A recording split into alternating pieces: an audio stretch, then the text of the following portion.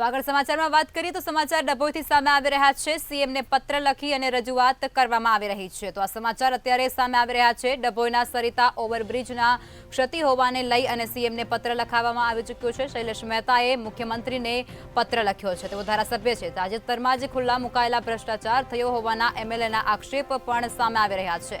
ભવિષ્યમાં કોઈ મોટી દુર્ઘટના સર્જાય અને તે પહેલા કાર્યવાહી કરવામાં આવે તેવી માંગ ઉઠાવવામાં આવી છે। અવધૂત કન્સ્ટ્રક્શન સામે કાયદેસર કાર્યવાહી કરવા માટે એમએલએએ માંગ કરી છે અને સીએમને પત્ર લખી રજૂઆત કરી છે। તો ડભોઈના સરિતા ઓવરબ્રિજમાં ક્ષતિઓ મામલે સીએમને પત્ર લખી રજૂઆત કરાઈ છે। ડભોઈના ધારાસભ્ય શૈલેષ મહેતાએ મુખ્યમંત્રીને પત્ર લખી અને રજૂઆત કરી છે।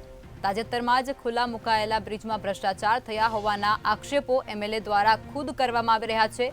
ત્યારે ભવિષ્યમાં કોઈ મોટી દુર્ઘટના સર્જાય તે પહેલા કાર્યવાહી કરવા માટે તેમના દ્વારા માંગ ઉઠાવવામાં આવી છે। ત્યારે અવધૂત કન્સ્ટ્રક્શન સામે કાયદેસરની કાર્યવાહી કરવા એમએલએએ માંગ કરી છે અને સીએમને પત્ર લખી રજૂઆત કરી છે। તો આ સમાચાર અત્યારે મળી રહ્યા છે ડભોઈથી। ડભોઈના સરિતા ઓવરબ્રિજમાં ક્ષતિઓ હોવાને મામલે સીએમને રજૂઆત કરવામાં આવી છે। ડભોઈના ધારાસભ્ય શૈલેષ મહેતાએ પત્ર લખી અને મુખ્યમંત્રીને લેખિતમાં રજૂઆત આપી છે। તાજેતરમાં જ આ બ્રિજને ખુલ્લો મૂકવામાં આવ્યો હતો।